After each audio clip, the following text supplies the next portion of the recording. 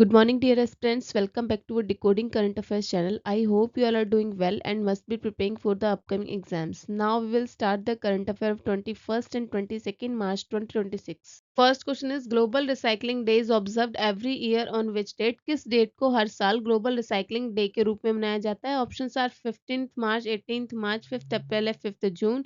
और right answer is option B is the correct answer. 18th March को मनाया जाता है ये डे, ताकि जो है प्राकृतिक संसाधनों के संरक्षण और सतत विकास के महत्व को समझाया जा सके, और ये जो है लोगों को कचरे को एक उपयोगी संसाधन के रूप में देखने के लिए प्रेरित करता है.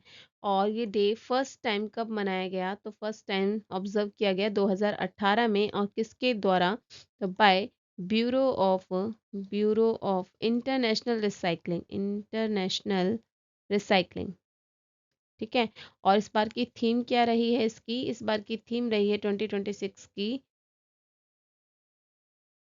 Don't think waste think opportunity. ये जो थीम है ये कचरे को एक अवसर के रूप में देखने पर जोर देती है, और यह ऊर्जा बचाने और पर्यावरण संरक्षण में भी मदद करती है. Question number second, World Sparrow Day is celebrated every year on which date? किस डेट को हर साल वर्ल्ड स्पैरो डे के रूप में मनाया जाता है? Options are 20th March, 18th March, 5th अप्रैल या 22nd में. और right answer is option A is the correct answer. 20th March को डे सेलिब्रेट किया जाता है, ताकि जो डिक्लाइनिंग पॉपुलेशन है स्पैरोज की, उसके प्रति अवेयरनेस को बढ़ाया जा सके. और इनका क्या की रोल होता है इकोलॉजिकल बैलेंस में? जैसे कि for example in controlling the insect और पॉलिनेशन में ये कैसे हेल्पफुल होती हैं. तो इसको ये डे से बताता है. और इसकी शुरुआत कब हुई थी? इसकी शुरुआत हुई थी 2010 में. किसके द्वारा? By nature forever society of India and ecosystem action foundation के द्वारा. ठीक है. और इस बार की थीम क्या रही है? इस बार की थीम रही है 2026 की आई लव स्पैरोज. ठीक है. ये जो थीम है ये प्रमोट करती है conservation through habitat protection, urban biodiversity and installation of artificial nest. Next question number third, World Oral Health Day is observed annually on which date? किस डेट को जो है एनुअली हम वर्ल्ड ओरल हेल्थ डे के रूप में मनाते हैं? Options are 18th March, 7th April, 20th मार्च या 31st में. और right answer is option C is the correct answer. 20th March को ये डे सेलिब्रेट किया जाता है. किस लिए? To spread the awareness about the oral hygiene, और इसका इम्पेक्ट क्या होता है हमारी ओवरऑल हेल्थ पे ये भी बताता है. और इनक्रेज करता है पीपल्स को अडॉप्ट करने के लिए habit like regular brushing, reducing sugar intake और विजिटिंग द डेंटिस्ट पीरियडिकली. और इसकी थीम क्या रही है इस बार की? इस बार की थीम रही है 2026 की happy mouth is a happy life. ठीक है. ये हाईलाइट करती है connection between oral health and general wellbeings के बीच में. और ये डे जो है फोकस करता है ऑन प्रिवेंटिव केयर और reducing dental disease globally.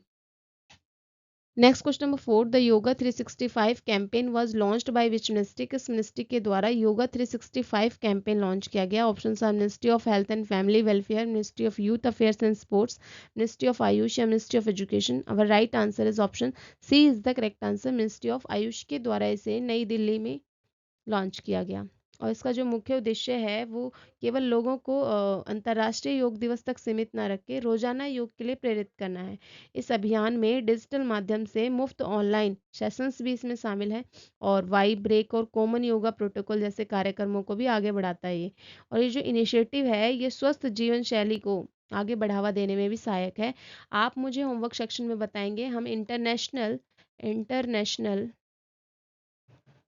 Yoga day कब सेलिब्रेट करते हैं. Number fifth, the pilot plant for manufacturing NdFeB rare earth permanent magnet was set up in which state? NdFeB rare earth permanent magnet के निर्माण के लिए pilot plant जो है वो किस राज्य में स्थापित किया गया है? ऑप्शन आर कर्नाटका, महाराष्ट्र, तमिलनाडु या तेलंगाना. और right answer is option D is the correct answer. Telangana में international advance research centre for powder metallurgy and new materials में इसको स्थापित किया गया है. किस डिपार्टमेंट के अंदर? Under the department of science and tech के अंदर. ठीक है. और इस मैग्नेट का जो यूज़ होता है वो कहाँ कहाँ होता है? इलेक्ट्रिक व्हीकल्स में, रिन्यूएबल एनर्जी सिस्टम में और इलेक्ट्रॉनिक डिवाइसेस में. ये जो इनिशिएटिव है इसका एम क्या है? क्रिएट करना complete manufacturing ecosystem in India. और ये सेल्फ रिलायंस की ओर बढ़ावा देने में सहायक है और रिड्यूस करता है इंपोर्ट डिपेंडेंसी को. Next question number 6, the Bharat electricity summit 2026 was held in which state और यूटी। भारत इलेक्ट्रिसिटी समिट 2026 जो है वो किस स्टेट या यूटी में आयोजित की गई। ऑप्शंस आर महाराष्ट्र, गुजरात, कर्नाटका या दिल्ली। और right answer is option D is the correct answer, Delhi में। और ये इंक्लूड करती है नेशनल पावर मिनिस्टर मीट को। और ये जो इवेंट है ये फोकस करता है important issues like energy security, power sector reforms and coordination between central और state government. During the summit कुछ रिपोर्ट्स जारी की गई हैं। फॉर एग्जांपल अगर हम देखें तो consumer service rating of discoms and distribution utility ranking 2024-25, जो कि ये जो रिपोर्ट है ये बिजली वितरण कंपनियों के प्रदर्शन का मूल्यांकन करती है। और ये जो सम्मेलन है ये नीति निर्माण में महत्वपूर्ण भूमिका निभाता है। आप मुझे होमवर्क सेक्शन में बताएंगे कि मिनिस्टर ऑफ पावर कौन है। मिनिस्टर ऑफ पावर कौन है। Question number 7, which country officially withdrew from the WHO इन मार्च 2026। मार्च 2026 में जो है किस कंट्री ने WHO से ऑफिशियली रूप से अलग होने की घोषणा की है। Options are Brazil, Argentina, Mexico या चिली। और right answer is option B is the correct answer. ये अर्जेंटीना के द्वारा ये घोषणा की गई है। और ये डिसीजन किसके द्वारा लिया गया है। यहाँ के प्रेसिडेंट बाय जावेर मिलई के द्वारा। जावेर मिलई के द्वारा ये डिसीजन लिया गया है। ठीक है। और यह प्रक्रिया जो है Vienna Convention on the law of treaties के तहत जो है पूरे 1 वर्ष के नोटिस के बाद पूरी हुई है। और इसका जो मुख्य उद्देश्य है वो स्वास्थ्य नीतियों में अधिक से अधिक स्वतंत्रता और लचीलापन प्राप्त करना है। और अर्जेंटीना ने द्विपक्षीय और क्षेत्रीय सहयोग जारी रखने की बात कही है। Question number 8, what is the India's rank in world happiness report 2026। World happiness report 2026 में इंडिया की रैंक क्या है। Options are 116th, 112th, 110th या 120th। और right answer is option A is the correct answer, 116th है। और top पे कौन सी कंट्री है तो फिनलैंड है। लास्ट में कौन सी है तो अफगानिस्तान है। ये जो रिपोर्ट है कुछ फैक्टर्स को मेजर करती है like social support, income, health and freedom. ठीक है। और इसमें ये बताया गया है कि जो अधिक सोशल मीडिया का उपयोग है वो युवाओं की खुशी को कम कर सकता है। ये जो रिपोर्ट है वैश्विक जीवन स्तर को समझने में भी मदद करती है। Question number 9, who receive the Stockholm water prize 2026। Stockholm water prize 2026 जो है वो किसे प्रदान किया गया है। Options are Johan Rockstrom, Kaveh Madani, Peter Gleick या राजेंद्र सिंह। और right answer is option B is the correct answer, Kaveh Madani को ये अवार्ड प्रदान किया गया है। और ये UNUINWEH के जो हैं डायरेक्टर हैं और इन्होंने बहुत सारा वर्क जो है वाटर रिसोर्स मैनेजमेंट से रिलेटेड किया है। और ये फर्स्ट UN के ऑफिशियल हैं और सबसे यंगेस्ट पर्सन है जिन्हें ये अवार्ड दिया गया है। और इन्होंने एक कॉन्सेप्ट दिया था, कॉन्सेप्ट था वाटर बैंकक्रप्सी का। वाटर बैंकक्रप्सी ये क्या बताता है ये कॉन्सेप्ट हमें बताता है कि जब वाटर की जो डिमांड है, वाटर की डिमांड जो है वो सप्लाई से ज़्यादा हो।